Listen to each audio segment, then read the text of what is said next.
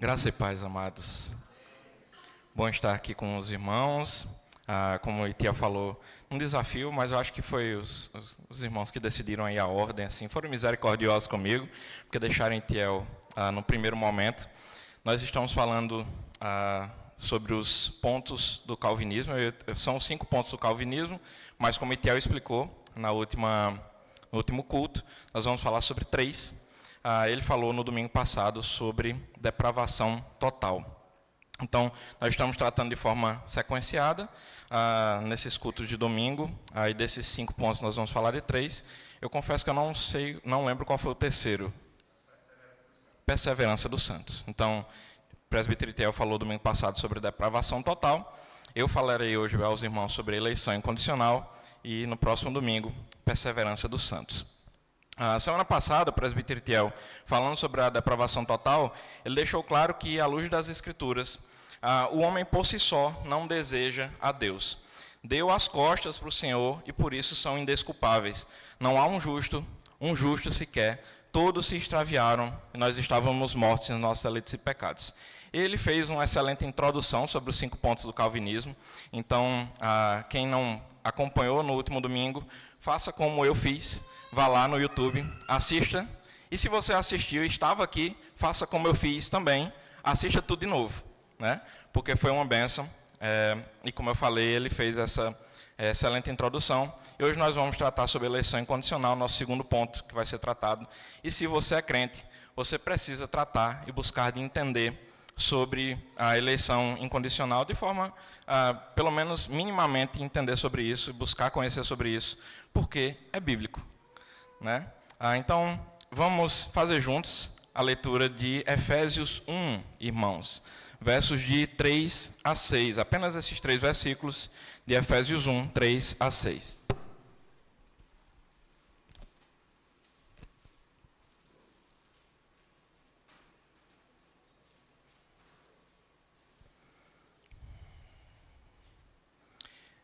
Efésios 1, 3 a 6 já está projetado ali, mas se você já encontrou, dê preferência sempre a fazer a leitura na sua Bíblia. Use a projeção ali como último recurso, tá? Se você encontrou, faça a leitura aí na sua Bíblia, vamos ler juntos. Efésios 1, de 3 a 6, e diz assim a palavra do Senhor. Bendito o Deus e Pai de nosso Senhor Jesus Cristo, que nos tem abençoado com toda sorte de bênção espiritual nas regiões celestiais em Cristo, assim como nos escolheu nele antes da fundação do mundo, para sermos santos e irrepreensíveis perante ele, e em amor nos predestinou para ele, para a adoção de filhos por meio de Jesus Cristo, segundo o beneplácito de sua vontade, para louvor da glória de sua graça, que ele nos concedeu gratuitamente no amado. Irmãos, baixe sua fronte, vamos orar. Senhor Deus, Pai de amor, de graça, de bondade, de infinita misericórdia, nós te louvamos, Pai, te bendizemos por mais um momento de graça que o Senhor nos concede nesta noite, de estarmos aqui reunidos para ouvir mais uma porção da Tua Palavra, e te pedimos nesse momento, fala aos nossos corações, a começar em mim, que eu seja alcançado pela Tua Palavra, mas que todos possamos, por meio do Teu Santo Espírito, acolher essa palavra do Senhor aos nossos corações, entender que não é por mérito nosso, mas por graça, misericórdia, única e exclusivamente do Senhor, ação do Senhor que fomos resgatados da situação de morte em nossos delitos e pecados. Então, se conosco, Senhor, nesta noite, nos instruindo, fala aos nossos corações, é o que nós te pedimos e já te agradecemos, em nome do Teu Filho amado Jesus. Amém. Irmãos, como alguns dos irmãos sabem, nem todo mundo já sabe dessa história, mas quando nós morávamos em Brasília, Ana Paula, na verdade ela é assistente social, mas Ana Paula trabalhava num abrigo, né?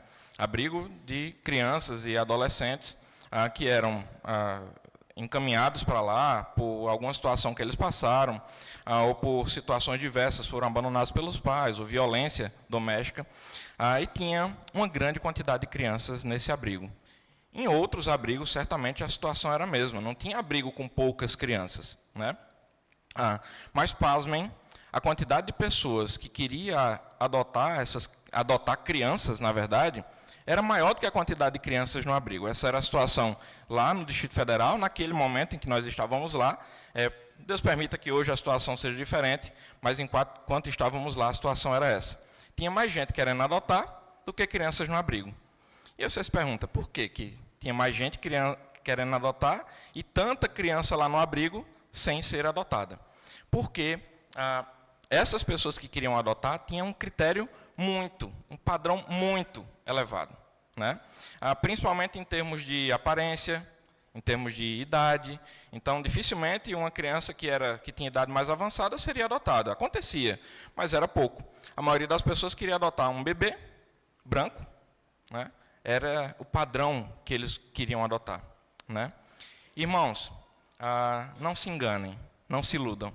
Nós não estávamos em um abrigo, mas a nossa situação era semelhante, porém muito pior, né?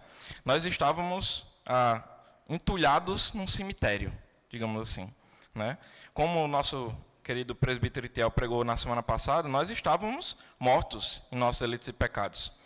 Era um cemitério cheio de mortos, em estado de putrefação, todos nós, como aprendemos na semana passada. Não escapava um sequer, todos se extraviaram. Estávamos incapazes de fazer qualquer coisa, de fazer qualquer ato, por menor que fosse. E Deus, em sua infinita misericórdia, em sua infinita bondade, Ele não foi como esses que eu narrei ainda há pouco. Ele não foi criterioso na escolha, digamos assim. Eu estar aqui, você estar aí sentado, é prova disso. Porque nós não somos bons, irmãos. Se Deus fosse ser criterioso e dizer assim, eu vou escolher aqui aqueles que são mais bonitinhos, ou aqueles que são mais piedosos, ou aqueles que são bondosos mais do que os outros, ou aqueles que têm mais fé do que os outros, estaríamos todos perdidos, todos, não escaparia ninguém, a gente acabou de ouvir, né? Então, nesse aspecto, na seleção, digamos assim, a gente vai falar sobre isso um bocadinho, né? Ontem, de forma específica, cadê Bia? Quando Bia viu que eu ia falar sobre eleição, ela pirou, né? Ela começou a me fazer um monte de perguntas, né? E foi bom, porque eu refleti sobre as perguntas que ela fez, e conversei minimamente com ela, mas foi muito bom. Mas, mais uma vez, ele não foi criterioso, como esse exemplo que eu dei lá do abrigo. Ele não escolheu os melhores. Aquele que tinha mais posses ou menos posses, pela cor da pele, não escolheu quem tinha mais ou menos fé. E, como eu disse, se fosse fazer assim, não estaríamos nenhum de nós aqui. Desde antes da fundação do mundo, ele elegeu aqueles que seriam adotados para serem chamados filhos de Deus. Então, desde antes da eleição da criação do mundo, o Senhor nos escolheu, nos elegeu. E eu não tinha nascido ainda. Veja, a frase que tem que ficar clara na sua cabeça é, desde antes da fundação do mundo.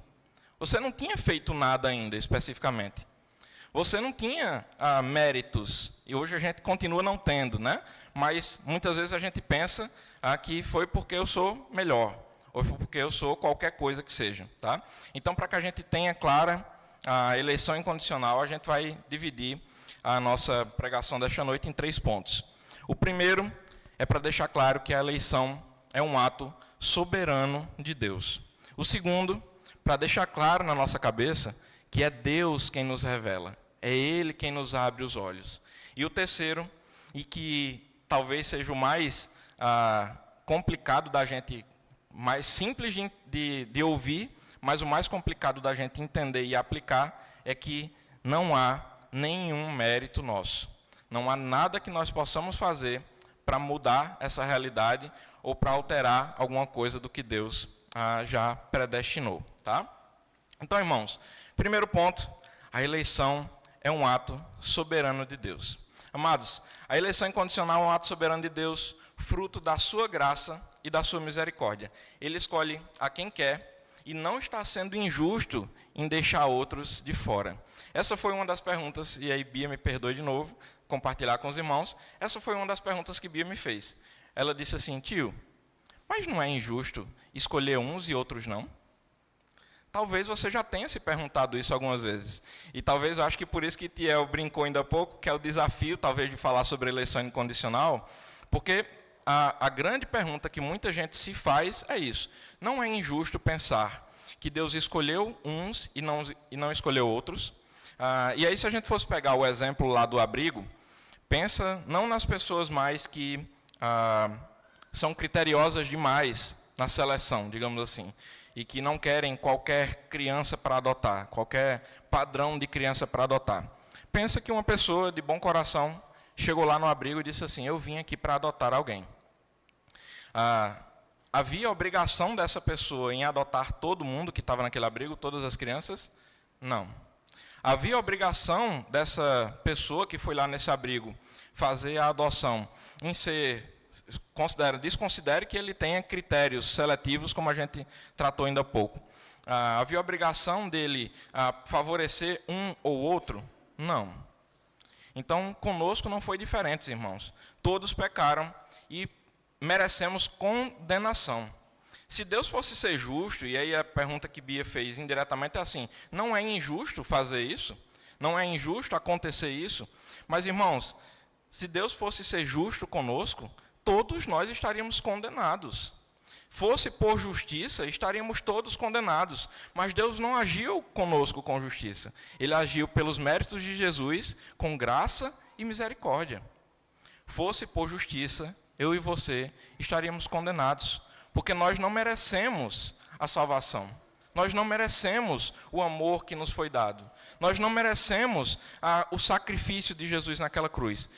Tudo isso que a gente está discutindo nessa noite é fruto único e exclusivamente de graça e de misericórdia. E, irmãos, misericórdia e graça não é obrigação. Graça já diz, é graça. É de graça, não é porque eu ou você merecemos. É graça. É favor livre. Concedê-lo a alguns não lesa o direito de quem não recebeu. Você pode dizer assim...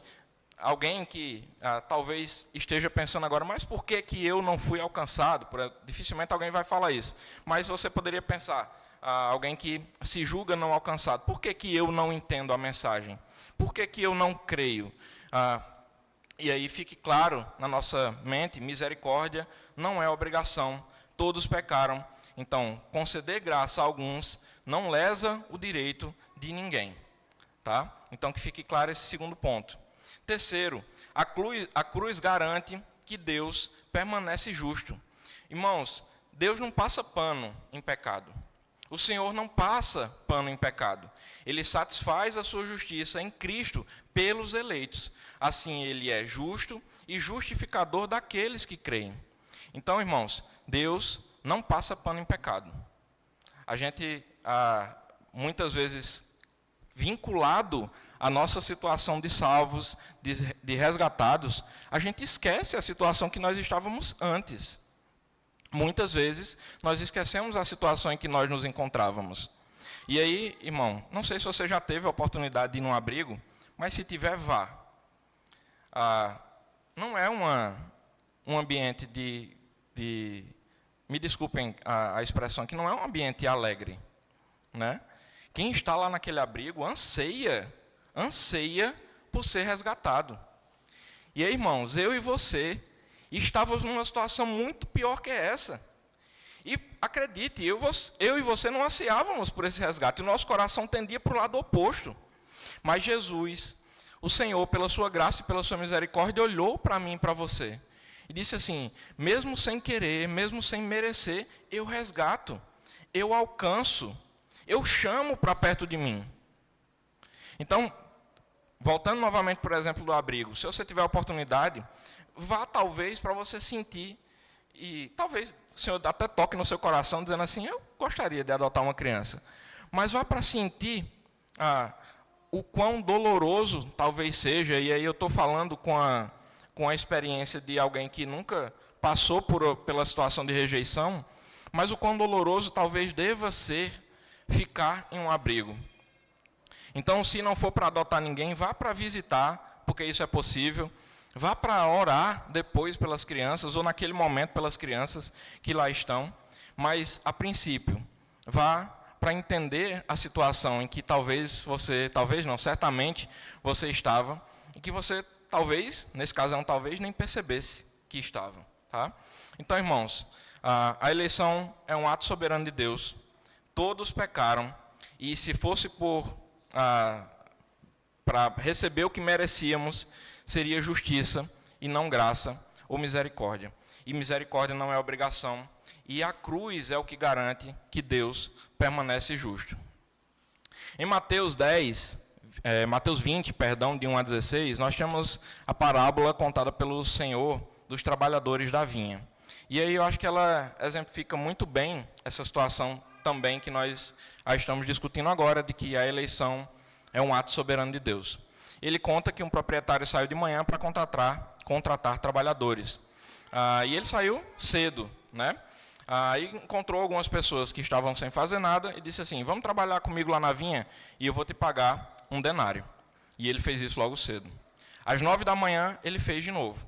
Ele saiu e foi buscar pessoas que estavam desocupadas, encontrou mais alguns e disse: vamos comigo lá trabalhar na vinha, eu vou te pagar o que é justo. E aí ele fez isso novamente ao meio-dia e fez isso novamente às 3 da tarde, a mesma coisa. Ele foi lá, buscou pessoas que estavam sem trabalhar, chamou para trabalhar na vinha e disse: vamos que eu vou te pagar o que é justo. Por fim, ele chegou lá por volta das 17 horas e fez a mesma coisa. Ele buscou pessoas que estavam sem trabalhar, perguntou para eles: por que vocês estão aqui sem fazer nada? E ele disse: eles disseram: porque nós não fomos contratados. E ele disse: então venha comigo trabalhar na vinha e eu vou te pagar o que é justo. E aí o Senhor conta nessa parábola que ao entardecer, finalzinho da tarde, todo mundo terminando o serviço, ele começou não chamando aqueles que começaram primeiro no trabalho. Ele começou chamando os que chegaram às 17 horas da tarde, ou seja, no finalzinho do expediente. E ele disse assim: está aqui o pagamento de vocês. E deu para esses um denário. Foi o que ele acertou com os primeiros, que começaram lá no início do dia. E aí ele foi chamando os outros. E a todos ele pagou um denário. E aí aqueles primeiros que estavam lá trabalhando desde o comecinho disseram assim: mas isso não é justo. Não é justo porque a gente está trabalhando aqui o dia todo e as pessoas que começaram a trabalhar 1 hora atrás, digamos assim, receberam também um denário.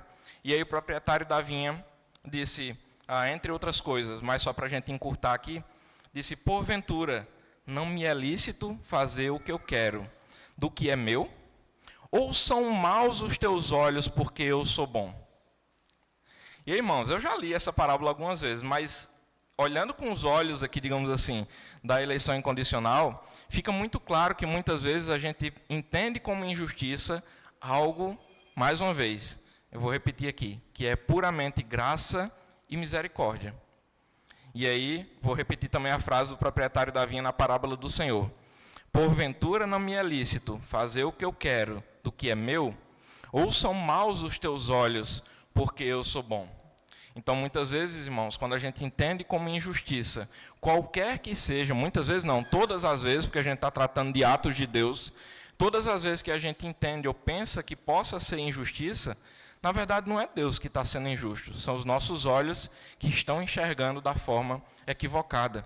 Porque a gente está falando do Criador do mundo, daquele que fez tudo e que supre as nossas necessidades e que nos concede com graça e com misericórdia a salvação, mas muito mais no nosso dia a dia, o suprimento para a nossa casa, o alento quando a gente está triste, o consolo quando a gente está triste, a paz que excede todo entendimento quando a gente passa por uma situação de dor.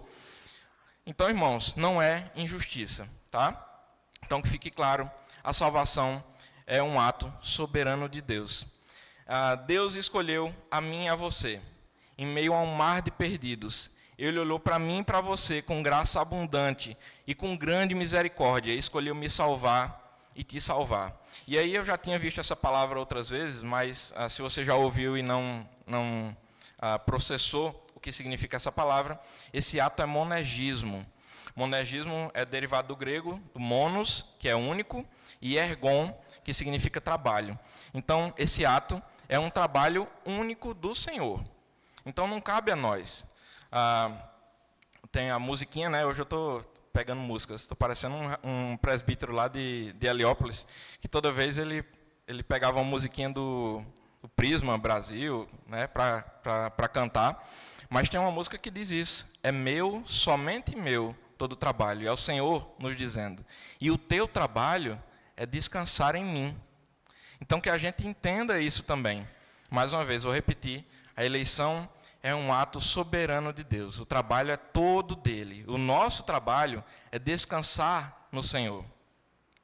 Quando oramos pela conversão de alguém, irmão, só para finalizar esse primeiro ponto, Deus não olha para nós e responde, opa, espera aí, eu não posso fazer isso não, porque é Ele que tem que me escolher, né?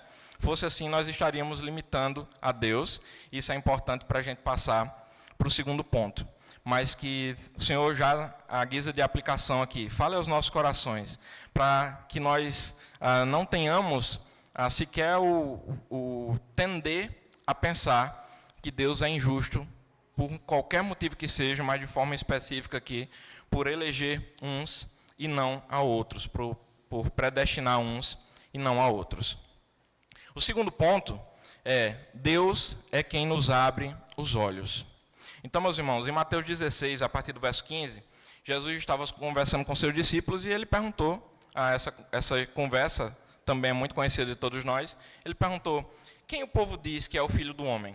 E eles responderam, alguns dizem que é João Batista, outros que é Elias, outros ainda que é Jeremias, ou um dos profetas. E ele perguntou, e vocês, quem dizem que eu sou? E Simão Filho respondeu, tu és o Cristo, o Filho do Deus vivo. E Jesus respondeu, bem-aventurado é você, Simão, filho de Jonas, porque isso não foi revelado a você por carne ou sangue, mas por meu Pai que está nos céus.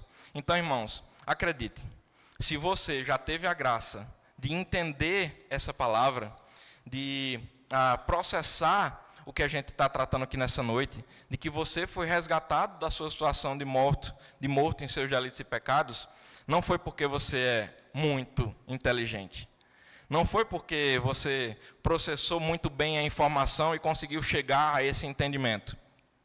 Não foi pela sua sabedoria, porque no momento de pregação, de que você entendeu que Jesus é o Cristo, Filho do Deus vivo, que morreu por nós, sendo ainda nós pecadores. E aí talvez a gente consiga entender melhor, porque às vezes a gente escuta a palavra do Senhor por anos, aí, se você já passou por isso, ou você viu alguém que passou por isso. Passou a vida toda ouvindo a palavra de Deus, ou tendo relacionamento com a palavra de Deus, e não se entregou, não entendeu aquela mensagem, ou rejeitava aquela mensagem, mesmo depois de tantas vezes ouvindo. Aí, num momento específico da sua vida, talvez não foi a melhor pregação do pregador, talvez ele não estivesse assim tão inspirado naquele dia, ou talvez não tivesse estudado tanto. Naquele dia, a palavra do Senhor falou ao seu coração. E aí o reverendo Milton César, que era diretor lá do IBN, foi meu pastor lá em Garanhuns, ele conta uma história que ele foi para um encontro de jovens. Estava responsável por pregar naquele encontro de jovens. E ele disse que quando ele foi para aquele encontro de jovens, ele foi assim, acabado. Ele estava cansado, tinha sido uma semana atordoada.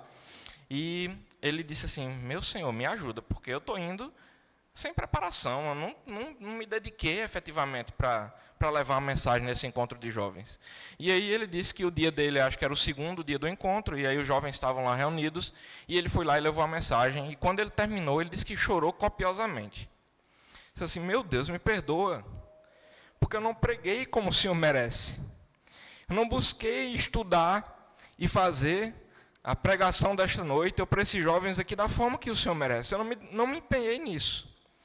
E ele disse que ficou profundamente angustiado pela forma como ele se comportou naquela noite, para aqueles jovens. Mas ele disse que quando terminou a pregação, ele disse que um jovem chegou para ele e disse assim, pastor, o que o Senhor falou nessa noite era o que eu precisava ouvir. E aí, irmãos, muitas vezes a gente pensa que é por nós, e não é por nós, irmãos. Não é pela minha força. Não é porque eu preguei bem ou porque eu preguei mal. Não é porque eu escutei mais ou menos, irmãos. Não é porque eu me dediquei mais ou menos na pregação e eu devo fazer isso. Não estou dizendo aqui que a gente deva se empenhar menos para pregar.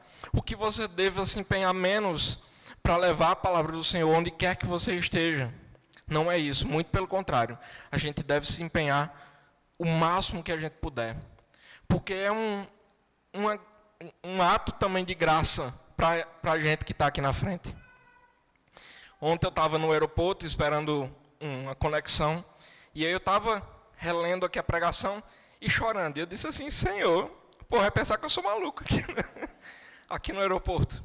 Mas o primeiro a ser alcançado, na maioria das vezes, não, todas as vezes, porque eu estou preparando antes de pregar. O primeiro a ser alcançado tem que ser eu. O Senhor é quem me revela, que me abre os olhos.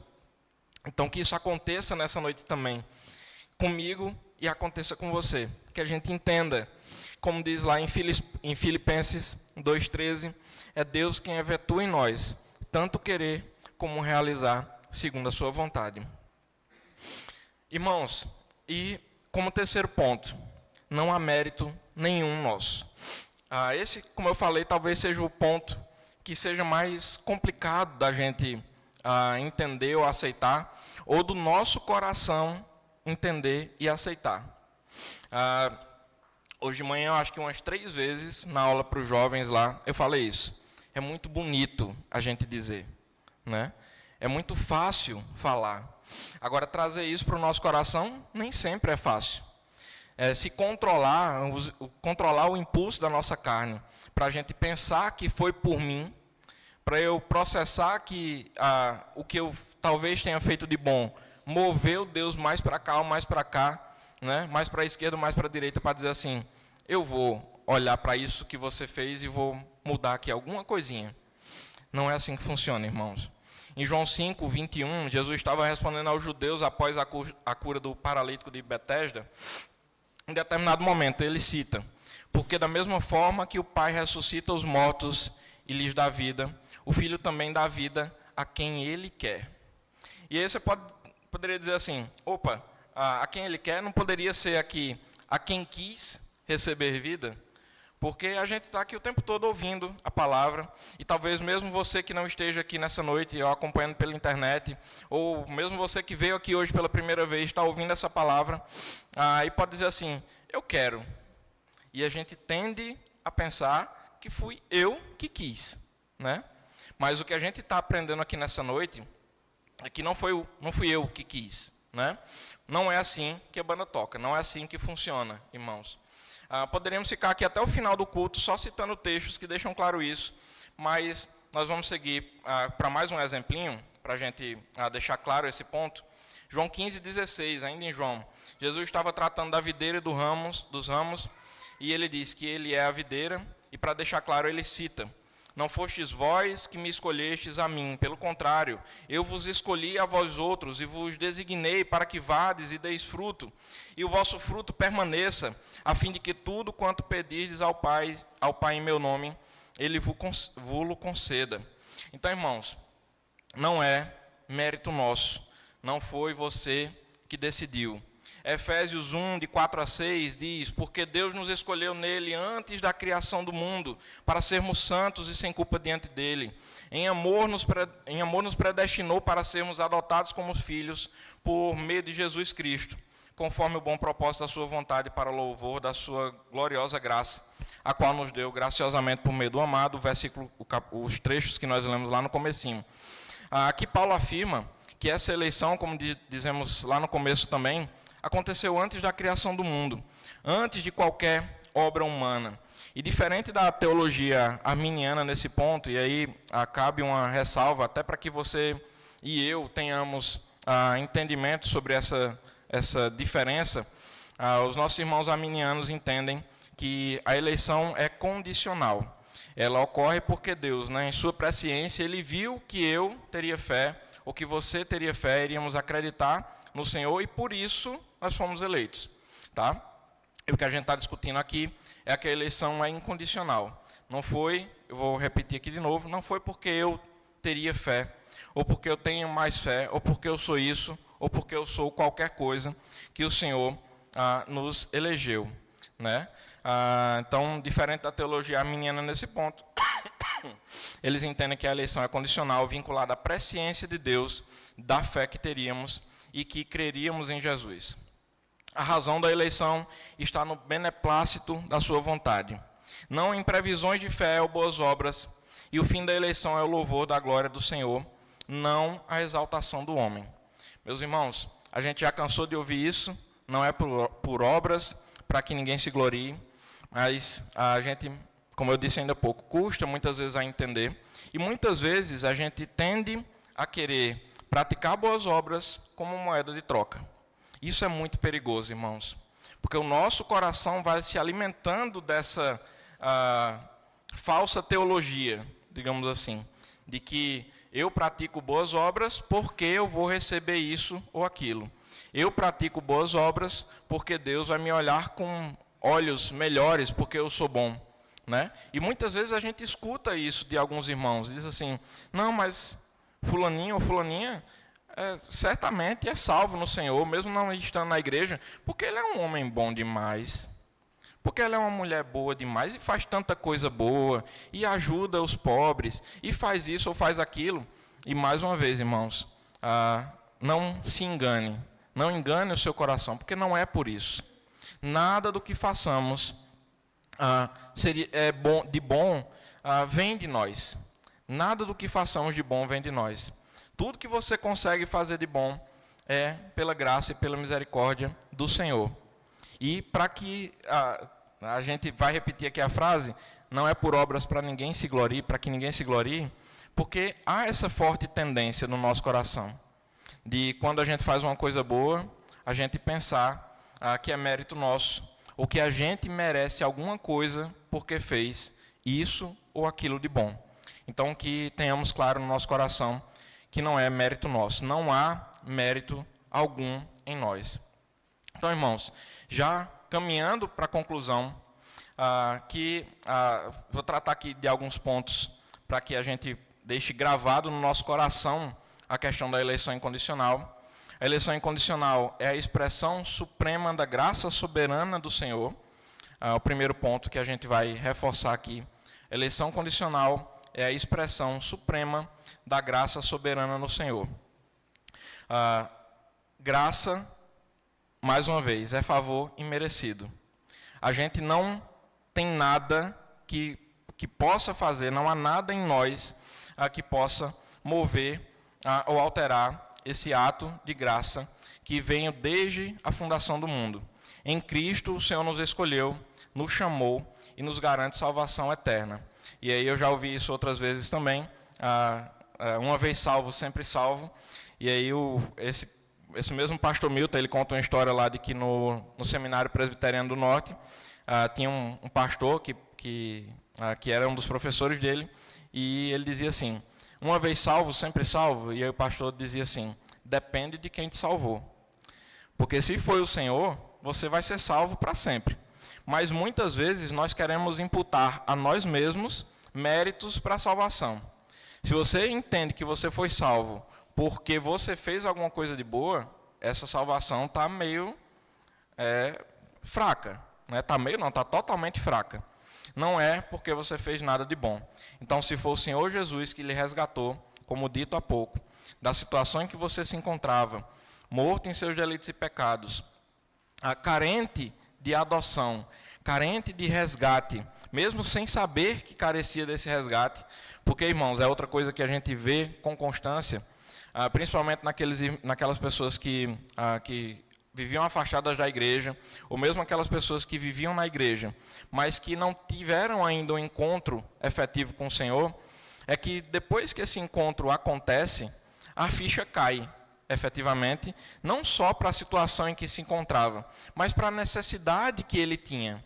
Então, por isso que eu coloquei que muitas vezes nós não percebemos essa necessidade. Mas quando nós somos resgatados pelo Senhor, essa ficha cai, da necessidade e da carência em que nós vivíamos, da necessidade de cuidado que só o Senhor pode dar, de afeto que só o Senhor pode dar, de suprir um vazio que há em nosso coração que só o Senhor pode suprir. E hoje de manhã nós falamos que muitas vezes é como se a gente quisesse preencher um caminhão com uma colher de chá. Preencher um caminhão daqueles que leva toneladas de areia, a gente quisesse preencher com uma colher de chá. E a gente estava tratando hoje sobre o hedonismo, que é a busca incessante pelo prazer, e a gente falou sobre isso. Quando a gente busca em prazeres, quaisquer que sejam, preencher essa lacuna que só o Senhor pode preencher, é similar a querer encher um caminhão com a colher de chá. Você vai se matar e não vai conseguir fazer isso. Então, irmãos, nós fomos escolhidos, nós fomos resgatados, e é um resgate que só o Senhor pode nos conceder. Não há nada que nós possamos fazer para mudar essa realidade. A eleição não nos dá licença para indiferença ou revolta. Um dos pontos que nós tratamos também, essa tendência que nós temos muitas vezes a questionar. E aí, acho que na semana passada a gente falou sobre isso também, não há problema em questionamentos, desde que você questione as coisas corretas, desde que você questione da forma correta, desde que isso não gere em você revolta. E eu vou repetir para vocês aqui a frase que eu falei lá com os jovens hoje pela manhã, que nós temos duas asas que nos aproximam do Senhor, também pela sua graça e pela sua misericórdia, mas é a fé e a razão. Então, não pare de se questionar, não pare de perguntar. É importante esse questionamento, é importante tirar suas dúvidas, é importante querer saber por quê, como o Bia fez hoje, 2 ou 3 vezes, né, quando a gente estava discutindo sobre isso. É importante isso. Se você tem dúvidas, se você, por algum motivo que seja, você achou que era injusto, pergunte, né? Se informe, peça aconselhamento, mas que isso não gere em você revolta. Muito pelo contrário, a eleição ela deve gerar em nós, em mim e em você, humilhação.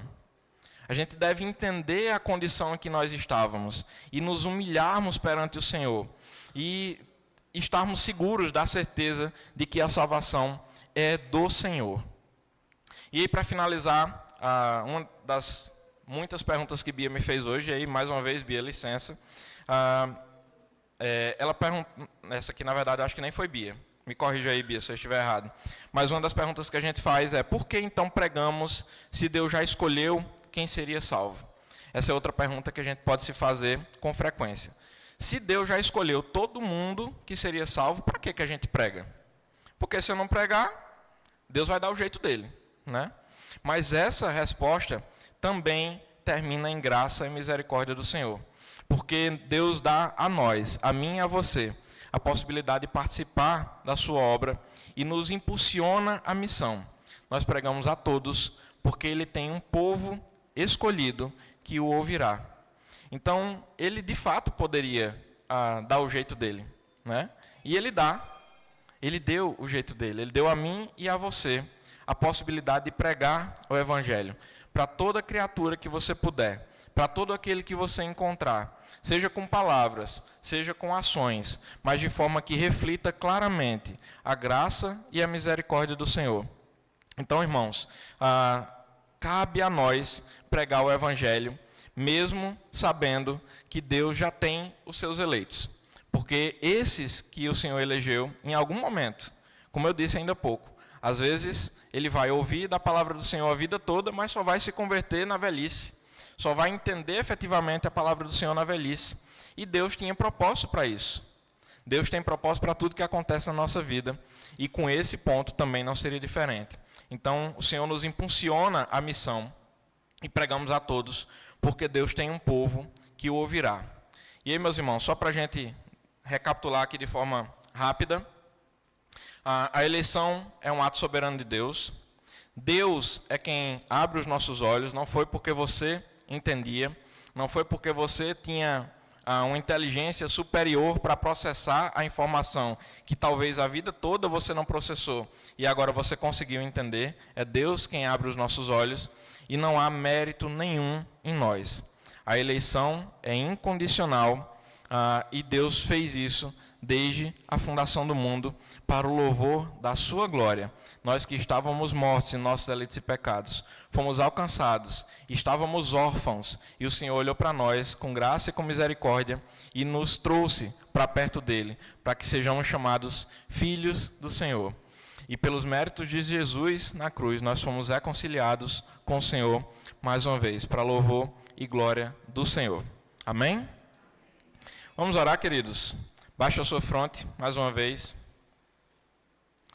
Senhor Deus, Pai de amor, Pai de infinita graça e misericórdia. Que bom, Senhor, poder ouvir essa porção da Tua palavra.